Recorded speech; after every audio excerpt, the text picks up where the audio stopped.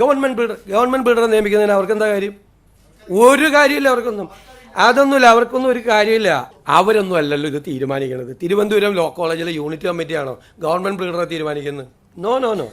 അതൊക്കെ വെറുതെ അനാവശ്യമായിട്ട് നിങ്ങളിത് ഊതി വീർപ്പിച്ച് നിങ്ങൾ വലിയ വാർത്തയാക്കിയാണ്. ഭരണത്തിലേറി 2 മാസം മാത്രം പിന്നിടുമ്പോൾ യാതൊരുവിധ അഴിമതി ആരോപണങ്ങളോ വലിയ ആഭ്യന്തര തർക്കങ്ങളോ ഇല്ലാതെ സുഗമമായി മുന്നോട്ട് പോവുകയായിരുന്ന UDF സർക്കാരിന് അക്ഷരാർത്ഥത്തിൽ വലിയൊരു തലവേദനയായി മാറിയിരിക്കുകയാണ് നിലവിലെ KSU മുഖ്യമന്ത്രി തർക്കം.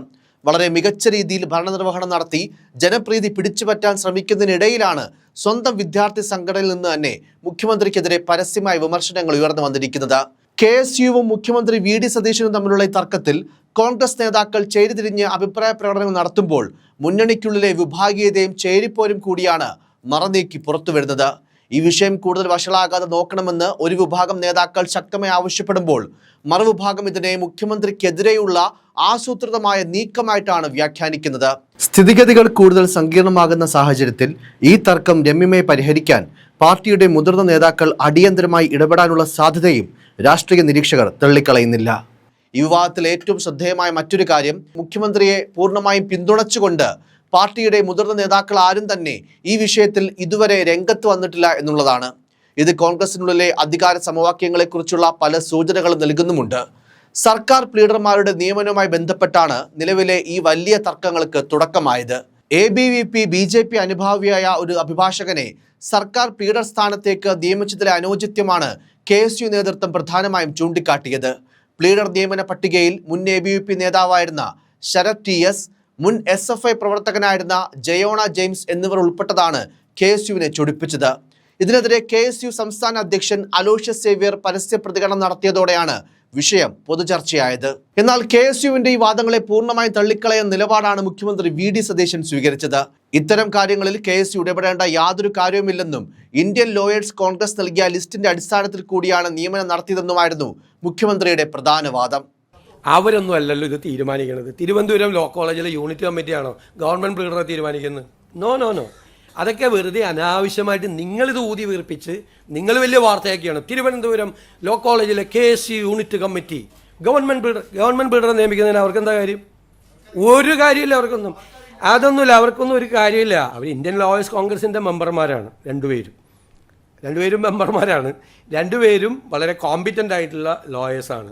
അത് AGയോടുകൂടി ആലോചിച്ചിട്ടാണ് നമ്മൾ ഗവൺമെൻറ് ബിൽഡർമാർ അല്ലെങ്കിൽ കോൺഗ്രസിൻ്റെ ഒരു പോഷക സംഘടന തരുന്ന ലിസ്റ്റിൻ്റെ അടിയിൽ ഒപ്പിടാനല്ലല്ലോ നമ്മൾ ഇരിക്കുന്നത്. അങ്ങനെ ചെയ്യാൻ പറ്റില്ലല്ലോ.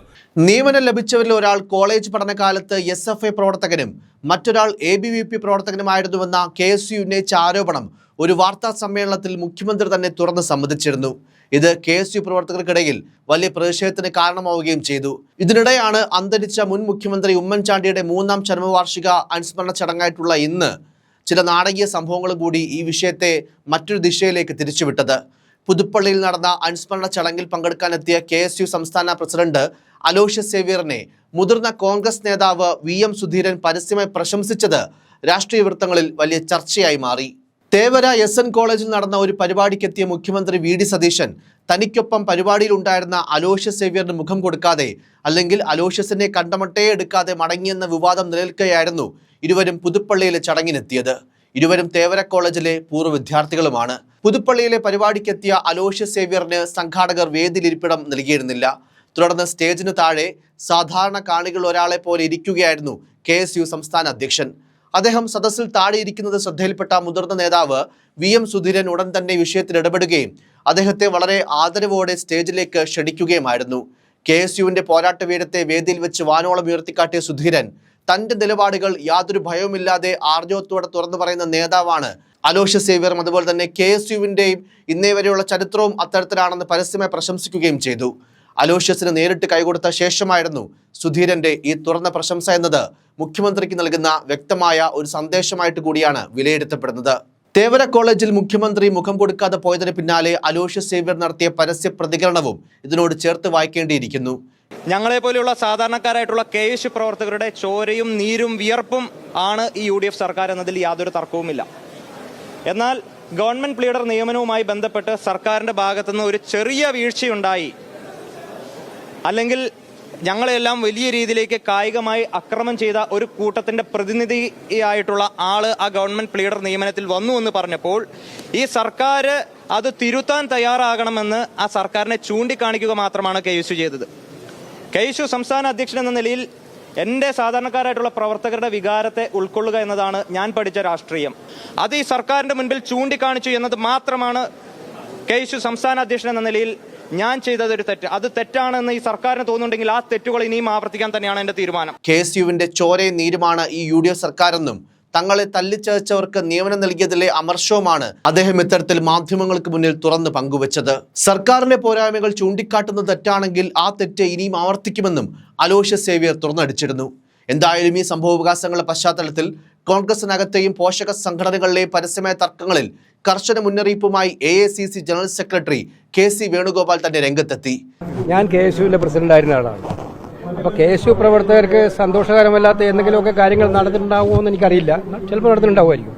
പക്ഷെ എനിക്ക് അവരോട് ഉപദേശിക്കാനുള്ളത്, ഇത്തരം സന്തോഷകരമല്ലാത്ത കാര്യങ്ങൾ പലതും നടന്നാൽ അത് ബന്ധപ്പെട്ട വേദികളിലും അതുപോലെ തന്നെ നേതാക്കളിലും അറിയിച്ചിട്ട് പരിഹരിക്കാൻ അവർ പരിശ്രമിക്കണം എന്നാണ് എനിക്ക് അവരോട് നിർദ്ദേശിക്കാനുള്ളത്. കാരണം ഈ ഗവൺമെന്റ് കേരളത്തിലെ കോൺഗ്രസ്സുകാർ മാത്രമല്ല, ജനങ്ങളാകെ പ്രതീക്ഷിച്ച് അധികാരത്തിൽ വന്നൊരു ഗവൺമെന്റാണ്. അത്രയേറെ ബഹുമതി നൽകി തിരഞ്ഞെടുത്തൊരു ഗവൺമെന്റാണ്. ഒരുപാട് പ്രതീക്ഷകൾ ഗവൺമെന്റിലുണ്ട്.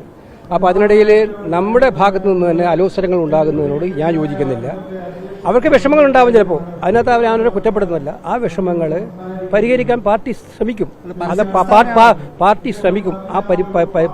അവരുടെ പ്രശ്നങ്ങളും പരാതികളും ഒക്കെ തന്നെ പരിശ്രമിക്കാൻ പാർട്ടി ശ്രമിക്കും, ഗവൺമെന്റ് ശ്രമിക്കും എന്ന് തന്നെയാണ് ഞാൻ വിചാരിക്കുന്നത്. KSU പ്രവർത്തകർക്ക് സങ്കടമുണ്ടാകുന്ന ചില കാര്യങ്ങൾ സമീപ ദിവസങ്ങളിൽ ഉണ്ടായിട്ടുണ്ടാകാമെന്ന് അദ്ദേഹം സമ്മതിച്ചു. പക്ഷേ ഇത്തരം ആഭ്യന്തര പ്രശ്നങ്ങൾ ഒരിക്കലും പൊതുമധ്യത്തിൽ ചർച്ചയാകാതെ ബന്ധപ്പെട്ട പാർട്ടി വേദികളിലാണ് ആദ്യം ഉന്നയിക്കേണ്ടതെന്നും അദ്ദേഹം ഓർമ്മിപ്പിച്ചു.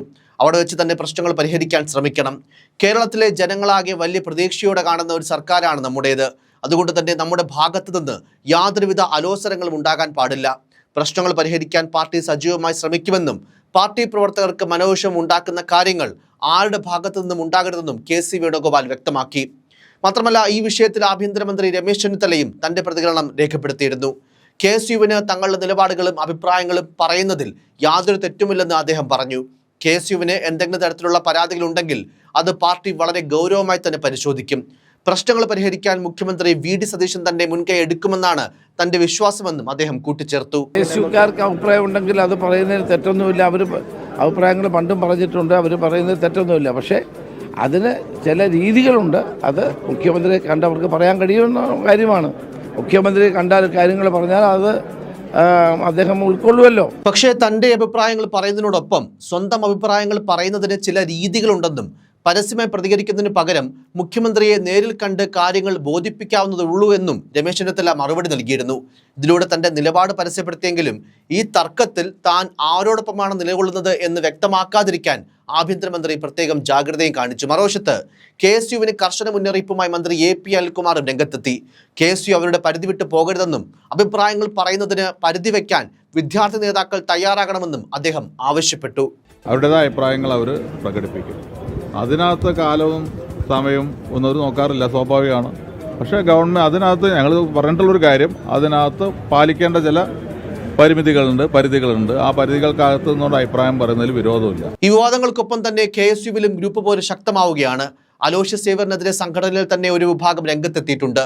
മുഖ്യമന്ത്രി അപകീർത്തിപ്പെടുത്താനുള്ള ശ്രമം യാതൊരു കാരണവശാലും വെച്ചുപുറപ്പിക്കില്ലെന്ന് അഭിപ്രായപ്പെട്ട് എറണാകുളം ജില്ലാ പ്രസിഡന്റും ജനറൽ സെക്രട്ടറിമാരും രംഗത്തെത്തി.